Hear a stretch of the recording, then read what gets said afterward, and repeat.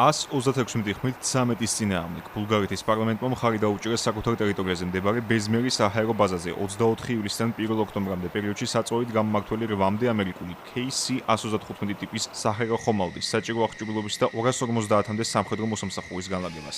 ნატოსა და ევროკავშირის წევრი სახელმწიფოს პრემიერ-მინისტრის თქმით გადაწყვეტილების არც მიზანი და არც მოტივი არ არის ახლო აღმოსავლეთში მიმდინარე ომში ბულგარეთის ჩართვა, არამედ წარმოადგენს აღებული ვალდებულებებისა და სოფიაში შეერთებული შტატების საელჩოს მოთხოვნის შესრულებას.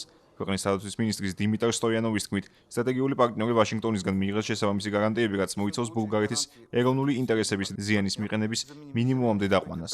თუმცა ამას გარდა, როგორც მაღალჩინოსანი ამბობს, ამისთვის შესაბამისი ნაბიჯები გადაიდგა ადგილობრივ დონეზეც.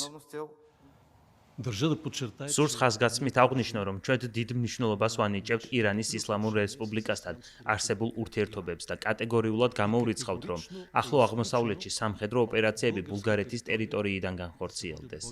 საჰაერო საწვავით მომარაგებელი ამერიკული თვითმფრინავების განთავსება ბეზმერის ავიაბაზაზე ემსახურება მხოლოდ ლოგისტიკურ მისიებს, რომელიც ბულგარეთის საჰაერო სივრცის ფარგლებს გარეთ ფრენის დროს საწვავის შევსებას გულისხმობს. ამერიკასა და ირანს განსაკუთრებული პასუხისმგებლობა ეკისრებათ, რადგან ახლო აღმოსავლეთში ნებისმიერი ომი შესაძლოა მთელ მსოფლიოში არაპროგნოზირებადი შედეგების გამომწვევი გახდეს. სამხედრო ძალების განთავსება ბულგარეთის ახლო აღმოსავლეთის სამხედრო ოპერაციების ლოგისტიკურ უზრუნველყოფაში პირდაპირ როლს ანიჭებს, რამაც უკვე გამოიწვია თეირანის მძაფრი რეაქცია.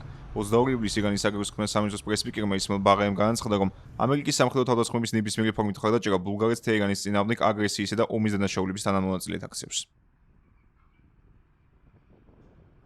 საგულისხმოა, რომ ამერიკული სამხედრო თვითმფრინავების დროებით მედიის ლოკაციამ ბულგარეთის მოსახლეობაში გარკვეული საპროტესტო განწყობები და დაძაბულობა გამოიწვია.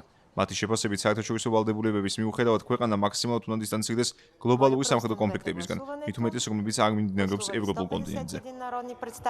За 136, 13 са против, 2 са въздържали. Предложението е прието.